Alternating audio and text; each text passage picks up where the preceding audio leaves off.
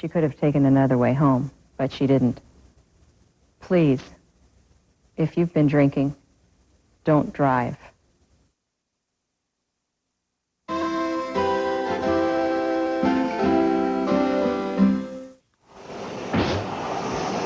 GM will close 21 plants and lay off 74,000 workers while President Bush signs the highway bill and floats a tax cut. This is NBC Nightly News with Tom Brokaw, reporting tonight from NBC News headquarters in New York. Good evening. We knew it was coming, but the reality is stunning. GM, the world's biggest automaker, will cut its workforce by almost 20% over the next 4 years. And the domino effect of that kind of cutback cannot be accurately calculated tonight, but it too will be substantial. NBC's chief financial correspondent Mike Jensen has the grim details. Michael? Tom, it's a sad day for America's largest company and for thousands of its workers. Here's the announcement by GM's chairman, Robert Stempel. By the mid-90s, our North American salaried workforce should total about 71,000 people. That's about 1/2 the size of our 1985 salary workforce. Over the next 4 years, GM is closing 6 assembly plants, 4 powertrain plants, and 11 factories that make parts. It's eliminating 20,000 white-collar jobs and 54,000 blue-collar jobs. It's a rough thing at this time of the year, Christmas time and all. All this because GM is hemorrhaging money. It's losing $16 million a day on its U.S. operations. GM already had closed 11 factories and fired almost 1/3 of its white-collar workers over the last 8 years to cut its losses. Analysts say GM is the worst off of the big 3 U.S. automakers, but that all are having problems. Collectively, they'll lose about $10 billion in North America this year. That's an average loss of about $1,000 on every American-made vehicle sold in this country.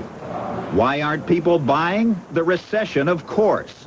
Also, cars are lasting longer, an average of 6.5 years, because they're made better.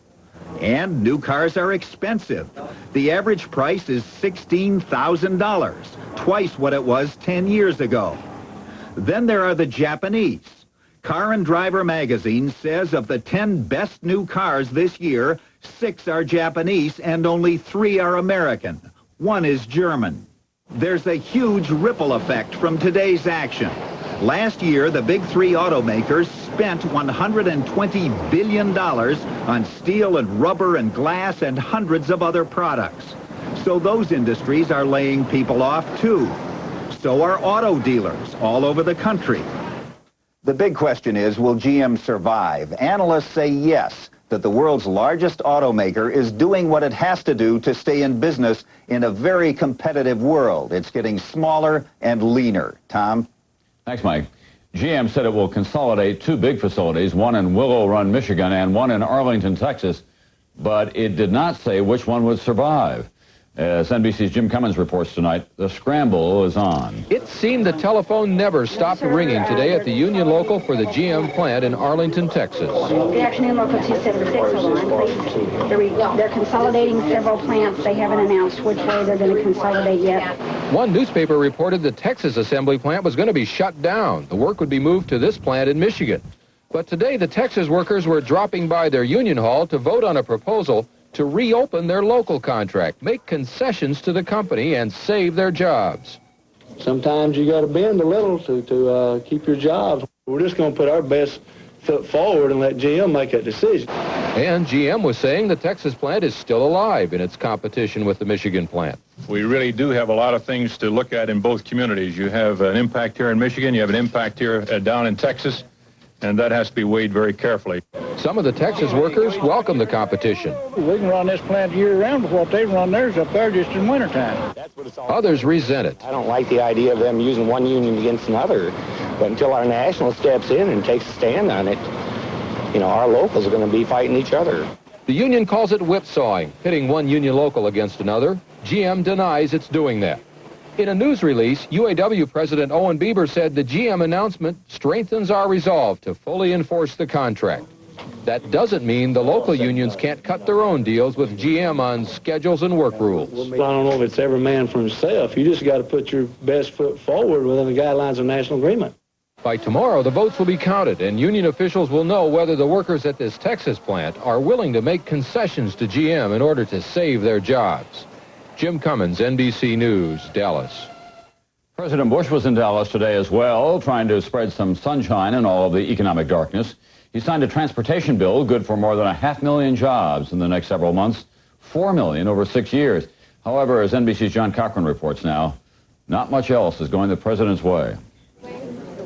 With so many people losing jobs, President Bush wanted to be around people with jobs, even picking up the check for a down-home lunch of chicken fried steak with workers who will benefit from the highway transportation bill he signed today. A bill that Bush says will support 600,000 jobs. Back when times were better, the transportation bill was meant to get people from here to there. But now it's also meant to get people back to work. But really, it is summed up by 3 words: jobs, jobs, jobs. And it's politics, politics, politics for a president seeking re-election. Sources say Bush initially considered staging today's photo op in Virginia, but political advisors pointed out that Virginia Governor Doug Wilder is a Democratic presidential candidate who might insist on sharing the limelight.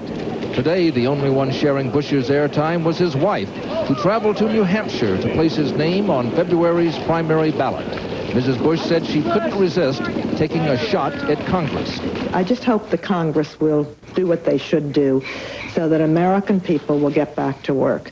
Today, some in Congress were doing something, quizzing Federal Reserve Chairman Alan Greenspan, who was gloomier than ever about the economy, and contemptuous of a White House-floated trial balloon to give taxpayers rebates of up to $300, a balloon that landed with a thud. And I would urge the president to go very, very cautiously down that path. But floating the rebate balloon does give the impression that the president is doing something about the economy now, or at least thinking about doing something. But next year, the president really will have to move the American economy, or he may have to move out of the White House. John Cochran, NBC News, Dallas. Well, Nightly News continues in a moment. Drug use in America. The numbers are going back up. And tonight's vital signs, flu shots are causing positive but false readings on AIDS tests. Robert Bazell sorts out the consequences. I was a dedicated beard wearer until my wife gave me the new Remington Microscreen Elite. It's quick. It's close. The Remington Microscreen Elite has 2 ultra-thin screens and 112 diamond-honed cutting edges. The first screen shaves incredibly close. The second even closer. The Remington Microscreen Elite, so comfortable, shaves as close as a blade or your money back. And the Lady Remington, the perfect gift. Shave wet or dry. Super value shavers from Remington. Why cook in oil, margarine, or butter? All-natural Pam adds only 1/10 the fat and calories and keeps food light and delicious. Pam Cooking Spray, because how you cook is as important as what you cook. Now you don't need a prescription to get prescription-strength medicine for itches and rashes. Introducing new Maximum Strength Cord-Aid. Now with twice the healing medicine. New Maximum Strength Cord-Aid. Prescription strength without a prescription. A disturbing new setback in the war on drugs tonight. The latest government survey of drug use by Americans shows that despite a forecast of a smaller appetite, this year the use of cocaine increased. NBC's Lisa Myers. For months there have been hints that the war on cocaine wasn't going all that well. Police in many cities reported more cocaine on the streets. Prices were dropping. Still, no one expected today's news to be this bad. The survey by the National Institute on Drug Abuse found that 1.9 million Americans now use cocaine at least once a month, up 19% over last year.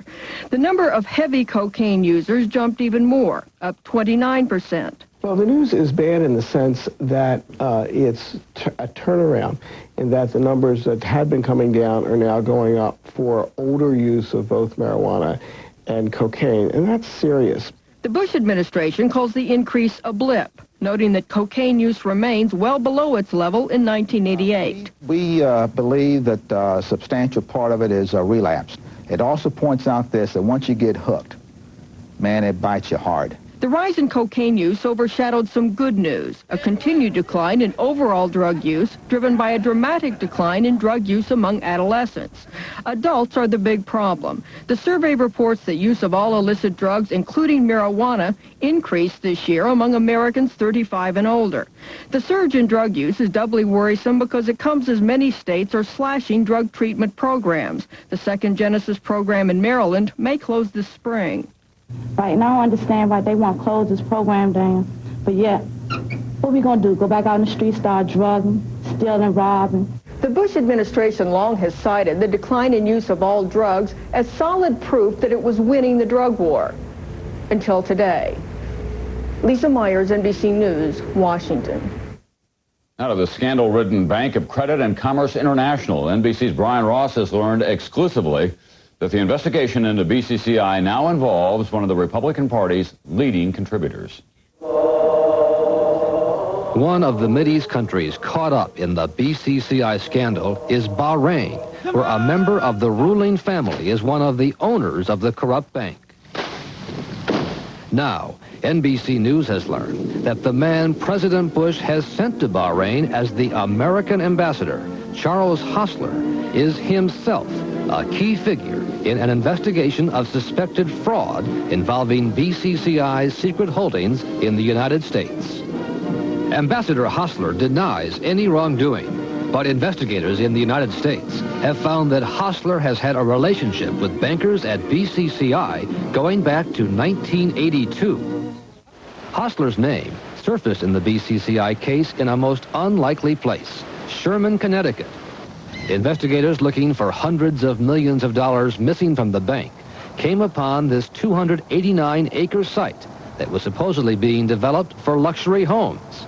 But there were no homes, just a couple of miles of blacktop road. And investigators discovered Hostler was deeply involved in the project in the years before he became a top contributor to the Republican Party and was named an ambassador by President Bush. Now, investigators want to know if this Connecticut project was a kind of land scam, just one of dozens in this country set up by BCCI to hide massive fraud. Sherman town official Ken Grant says he's already been questioned by investigators from the New York District Attorney's Office. From what you could tell, does Ambassador Hostler seem to be the focus of their investigation? Yes, I believe he was. In his financial disclosure form, Ambassador Hostler makes no mention of the Connecticut project or any ties to BCCI. And in a telephone interview from Bahrain, Ambassador Hostler said he had very little to do with the project in Connecticut. But back in Sherman, Connecticut, in the town hall, a different story. Letters on file from BCCI and Hostler himself, making it clear that Hostler, until at least 1988, was the, quote, authorized representative for the project. Curtis Hagan, a Connecticut real estate appraiser who worked on the project, says Hostler took his orders from a man named Mohammed Hammoud, who law enforcement authorities say was BCCI's agent for secret dealings with prominent Americans. I think the machination was all that of Hammoud. I think he was playing the tune and Hostler was dancing to it. In Bahrain, in a second telephone interview, Ambassador Hostler acknowledged he was involved in 3 projects involving Mr. Hammoud, but that he had no financial dealings with BCCI. And what did you learn about Mohammed Hammoud? In the Senate hearings on BCCI, Ambassador Hostler's name has not come up. But Senator John Kerry has found that Hammoud is tied to more than $100 million in missing money. Kerry told NBC's Ira Silverman he wants to know more about Hammoud's connection to Ambassador Hostler. And the mystery around him is significant enough that you wonder why an American official is tangled up with him even now. Hostler. Evidently. This seems to be kind of an odd couple, Hammoud and Hostler. Will you try to get information on what that relationship was? We will inquire with respect to that, yes. Of Ambassador Hostler? We will inquire. Late today, the State Department said Ambassador Hostler's dealings in private life have no bearing on his current position as ambassador to Bahrain. Brian Ross, NBC News, New York. On Wall Street today, blue chip stocks registered a small gain. Trading today was heavy. Norelco doesn't just shave you close, but incredibly close. Or merely shave you in comfort, but in exceptional comfort. Because the Norelco razor's patented lift and cut system lifts the hair, so when it's cut, it can actually drop below skin level without the blades even touching your face. And once you've shaved that incredibly close with exceptional comfort, you know you'll always be comfortable shaving with a Norelco. Norelco, we make close comfortable. State finals coming up. A lot of pressure to win. I don't eat right, I get irregular, so I don't project a winning attitude, and the boys see that. I tried some natural bulk fiber, but I couldn't take all that grit. Then I discovered Sunrise Smooth Metamucil. No grit in the mix, or the taste. Easy to get the extra fiber I need every day to stay regular. You got a winning attitude, you win, if you're lucky.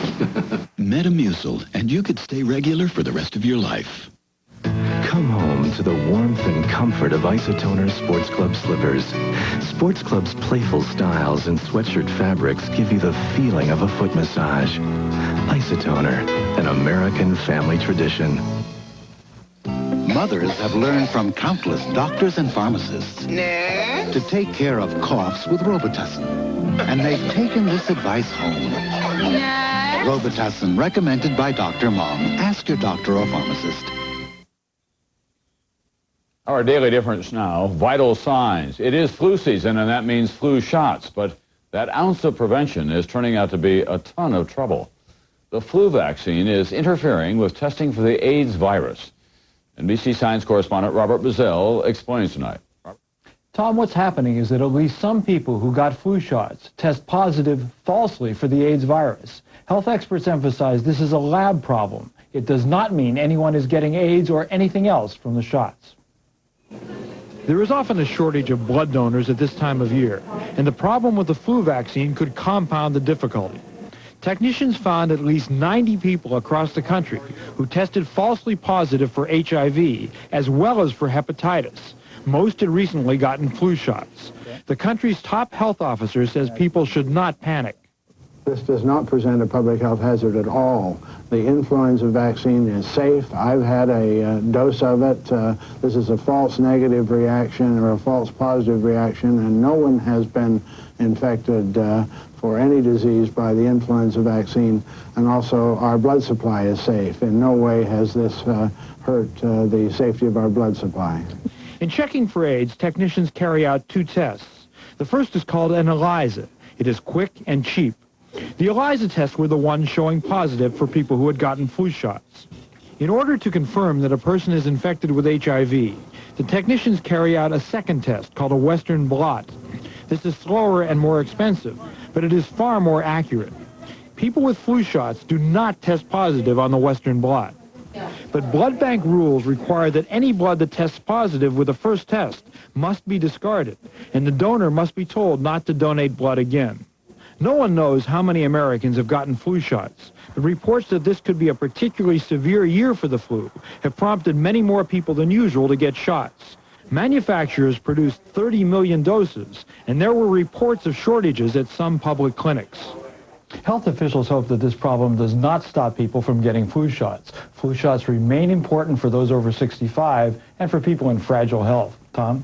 Bob, how long does this false positive test last? It's a very important question because right now the answer is that nobody knows. Protection against the flu lasts for about a year after the shot. It could be less, it could be more. It's going to take a lot more study to find out. All right, thanks very much, Robert Bazell, tonight.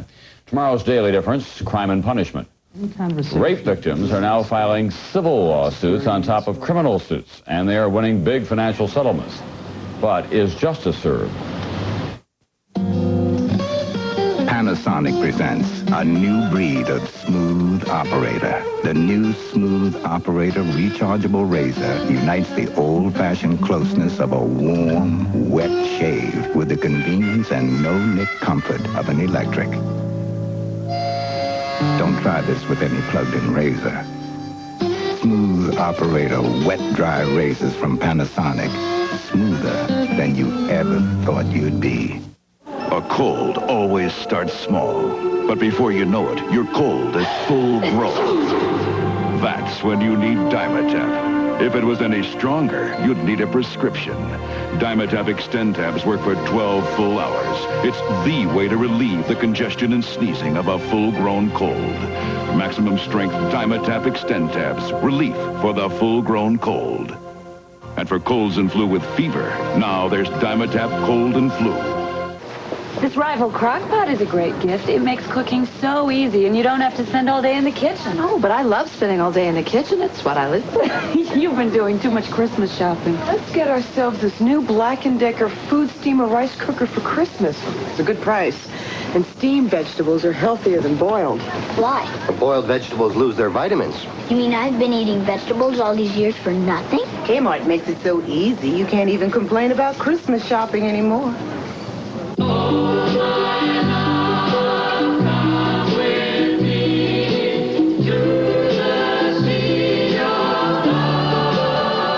Share the fantasy. Chanel number 5. You know, California prunes have a lot of vitamin A. And they say that vitamin A is good for your eyesight. Maybe you haven't had a prune lately. Sweet, delicious California prunes. Find out how good they really are. Secretary of State James Baker has a ringside seat for the disintegration of the Soviet Union, and its newly independent states have been asking for America's help in destroying their nuclear weapons. Today, it was Ukraine and Belarus. NBC diplomatic correspondent John Dancy is with Mr. Baker. Baker got firm commitments from 2 Soviet republics today to destroy nuclear missiles on their soil. First, from Stanislav Shushkevich, leader of Belarus, and tonight from Leonid Kravchuk of Ukraine, who set a speedy timetable. And our greatest dream is to have absolutely no missile silos, not a single missile by the year of 2000. But if we succeed in making that and achieving that in 5 years' time, we shall be very happy people. Baker was pleased with the talks. And from the standpoint of the United States of America, they could not have been any more satisfactory. And from the cautious Baker, that was high praise. In another sign that the breakup of the Soviet Union is final, President Gorbachev today urged the Supreme Soviet of the country to hold a final session to transfer power to the republics. As food lines continue and the economic crisis deepens, there are growing signs of tension within the new Commonwealth that is to replace the Soviet Union. Alexander Rutskoy, who is vice president of the Russian Republic, charged that his boss, Russian President Boris Yeltsin, is trying to run the Russian Republic single-handedly. Rutskoy said, "Nobody knows where we are going and what is his ultimate goal." What is happening here is a revolution, and revolutions are never neat and tidy affairs. They're always chaotic. That's why it's so difficult for the United States. James Baker can offer advice and help, but essentially, the United States is just a spectator. John Dancy, NBC News, Kiev, Ukraine. The latest round of the Middle East peace talks ended in Washington today with little to show but a date for the next round. The Israelis have been meeting with the Syrians, the Jordanians, the Palestinians, and the Lebanese. Dominated so far by bickering and procedural questions, the talks are scheduled to resume January 7th. How's it going? Buick introduces the new supercharged Ultra for 1992. With 20% more power. 205 horsepower to be exact. Ultra truly ranks among the world's finest luxury performance sedans. The new 1992 supercharged Ultra from Buick. The new symbol for quality in America. At Red Lobster, it only happens through Sunday, and it's just $7.99. Introducing a brand new shrimp combination, and wait till you taste it. First, we took a touch of honey and created new honey barbecue shrimp. Then the tang of lemon for new lemon broiled shrimp. 2 new tastes together at a special low price, just $7.99. But this offer ends Sunday, so hurry to Red Lobster. And for holidays at home, party platters to go, ready in just 1 hour. This is regular. This is better. This Bayer is regular, but for headaches, Anacin is better. This is regular. This is better. This Bufferin is regular, but for headaches, Anacin is better. What makes Anacin better? It's simple. Regular Bayer and Bufferin have one ingredient for pain, but Anacin has two ingredients, an effective pain medicine plus a second ingredient that makes Anacin work better. For headache relief, get Anacin. Get better. Before I switched to Fix-It-Ent, Jones Peanut Crunchies only looked delicious. Fix-It-Ent and forget it. Fix-It-Ent is the strongest holding denture adhesive you can get. It even stands up to the hottest liquids. For the strongest hold, Fix-It-Ent and forget it. Shoot some slices, shoot some shreds, shoot some salad shooter. Presto Salad Shooter Slicer Shredder. Point and shoot right where you want. Clean up easy, dishwasher safe, store anywhere. Original, cordless, and professional salad shooter. Operation Desert Storm, a welcome and unexpectedly swift military victory, followed now by Operation Desert Stork. NBC's Fred Francis goes from battlefield reporting to bassinets. The assault has begun. At every American military hospital in the world, the wailing is for reinforcements. Right down along here, that's baby's back. It is called Operation Desert Stork, or the Baghdad Baby Boom. At Fort Campbell, Kentucky, new parents call it Baby Storm. Normally, this hospital delivers 100 babies a month. Next month, almost 400 will be born here. Oh, that's busy. Colonel Steven Zanakis is prepping his battle staff for the new attack. We've got 5 in labor. He admits the military was only thinking of treating thousands of wounded. That was such a sobering thought and such a sobering enterprise that it just didn't dawn on me that this would be a phenomenon in the young children. I mean, it's probably shows I'm getting middle-aged. It's hard to fault middle-aged military leaders for napping. The quick victory, the euphoria of homecomings, the relief of it all blinded them to the aftermath of joyful reunions. Most were unplanned pregnancies. Having demonstrated their prowess in war, some of the Storm veterans said they came home and showed that they could love. That's what dropped. Mark and Christy Richmond have known each other 5 months. They have been married 5 months. He has been back from the war 5 months. She is 5 months pregnant. Whenever I first met him, who can resist? I mean, he was adorable, and I was in the storm. I was in the storm. Cynthia and John Dowling on their way to the delivery room. Well, we were trying before you deployed. It just didn't work out. Contractions. Her contractions are 5 minutes apart. Just 4 hours later, John meets his new daughter. It's his third. The war interrupted their family planning for 8 months, but not a day longer. The day after he got back, the ultrasound showed it. Danica Dowling, 8 pounds, 14 ounces, one of the first of thousands. How swiftly the American soldier forgets war. Fred Francis, NBC News, Fort Campbell, Kentucky. That's Nightly News for this Wednesday night. I'm Tom Brokaw. I'll see you tomorrow night.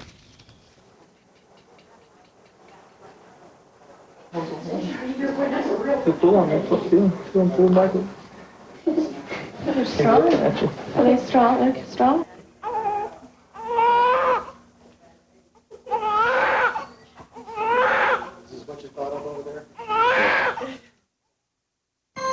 Tonight, NBC's making your holiday special when Bob Hope brings on Macaulay Culkin, Reba McEntire, and the AP All-American team. It's Bob Hope's Cross Country Christmas. Then it's off to Washington, D.C. for an annual tradition. Join Anita Baker, Vince Gill, Johnny Mathis, and Ann Murray for Christmas in Washington.